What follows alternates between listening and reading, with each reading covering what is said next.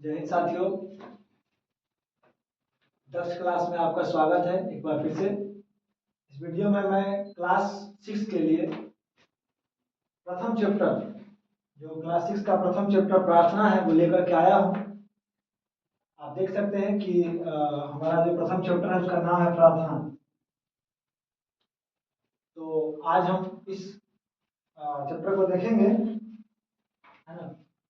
और ये जो श्लोक दिया गया है, दोनों श्लोक को ढंग से पढ़ेंगे। ये जो ऊपर वाला श्लोक आप देख रहे हैं, ये तो बहुत ज्यादा ही प्रसिद्ध श्लोक है, बार बार ये सुनने को मिलता है। तो ये तो आपको जनरली मतलब 90% लोगों को याद ही रहता है, बच्चों को भी, क्योंकि बहुत ही आसान सा श्लोक है। दूसरा श्लोक जो है आपका, वो भी बिल्कुल आसान है, बस एक बार इसको समझने की जरूरत है। और एक बार आप समझ जाएंगे तो वो खुद ब खुद वो याद हो जाएगा। हर एक शब्दों को हम जो है वो हिंदी करके भी समझाएंगे आपको, है ना। और मेरी पूरी कोशिश रहेगी कि मैं पूरी अच्छे ढंग से आपको इस चैप्टर को समझाऊं, ताकि आपको कभी कोई परेशानी ना हो, है ना।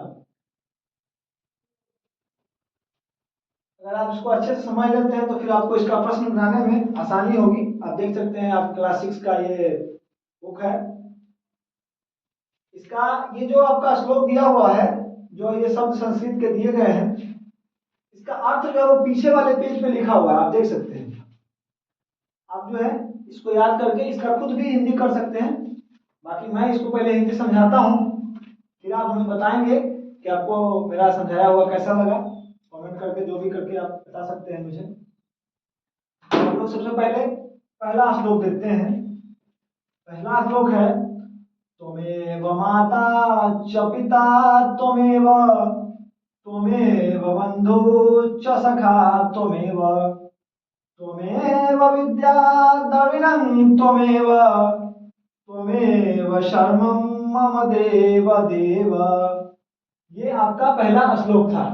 अब हम लोग क्या करेंगे, इसका हर एक शब्दों का हिंदी समझेंगे और फिर हम लोग कोऑर्डिनेट करके एक साथ सामंजस्य बैठा करके उसका हिंदी समझेंगे। त्वमेव मतलब तुम ही हो, माता मेरे माता, च मतलब और, पिता त्वमेव तुम ही मेरे माता हो और तुम ही मेरे पिता हो। ये किनके लिए कहा जा रहा है?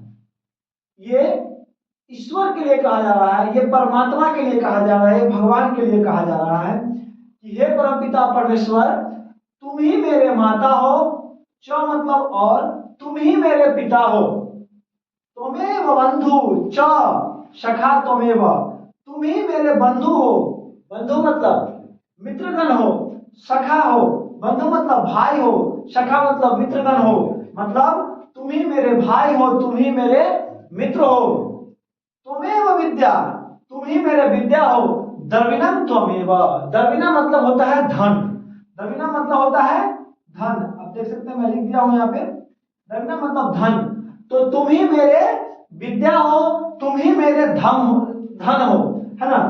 त्वमेव शर्मं मम देव देव, हे मेरे देव तुम ही मेरे सब कुछ हो, है ना। ये पहला जो आपका श्लोक था, इसका हिंदी हुआ कि हे परमपिता परमेश्वर, तुम ही मेरे माता हो और तुम ही मेरे पिता हो। च मतलब और, है ना।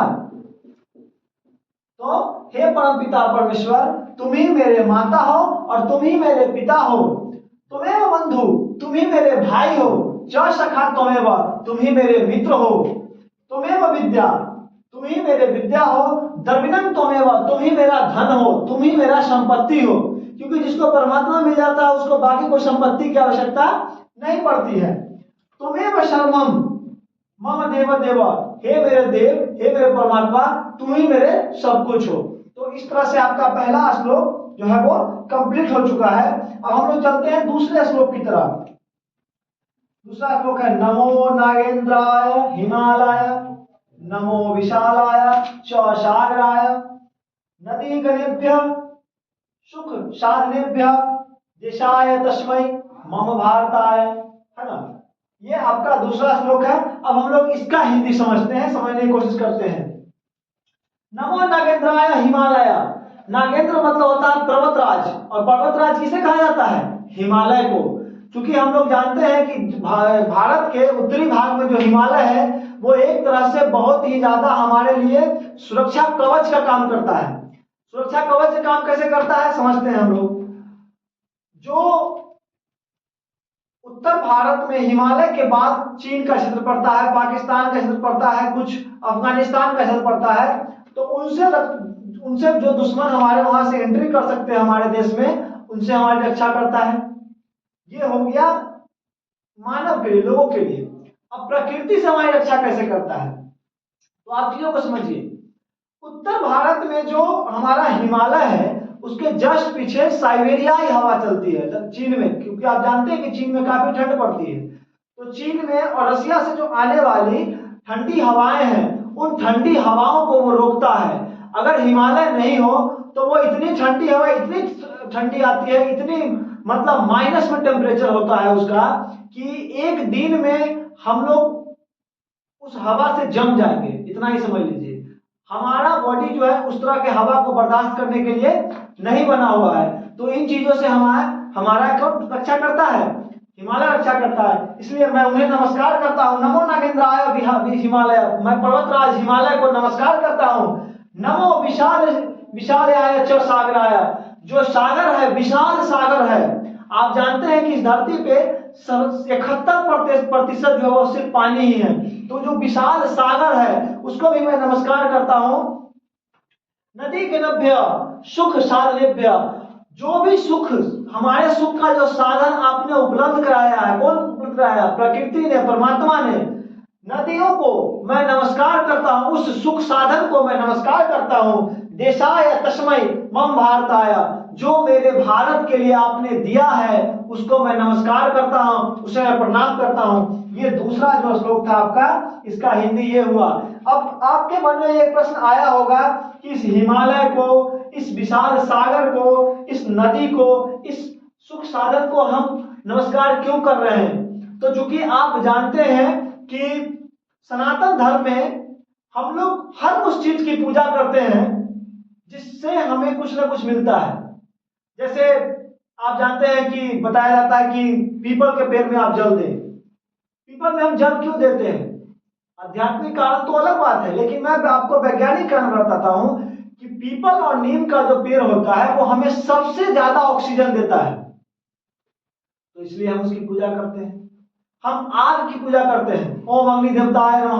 हम लोग आग की पूजा करते हैं, हम लोग सूर्य की पूजा करते हैं, हम लोग नदी की पूजा करते हैं, हम लोग पहाड़ की पूजा करते हैं, हम लोग इस विशाल सागर की पूजा करते हैं।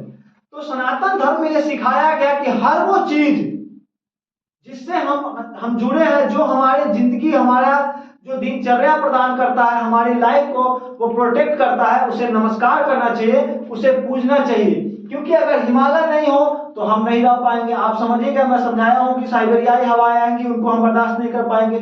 ये विशाल सागर अगर ना हो तो पानी की कमी हम पूरा नहीं कर पाएंगे। अब पानी, चूंकि आप जानते हैं विशाल सागर जो उसका पानी पीने लायक होता नहीं है, परंतु जो हमारा दुनिया के अन्य देशों के साथ जो जुड़ाव है, जो हमारा व्यापार चलता है, वो इस विशाल सागर के मार्ग से ही चलता है, जल मार्ग से। तो इसके बिना हमारा देश का आर्थिक स्थिति खराब हो जाएगा।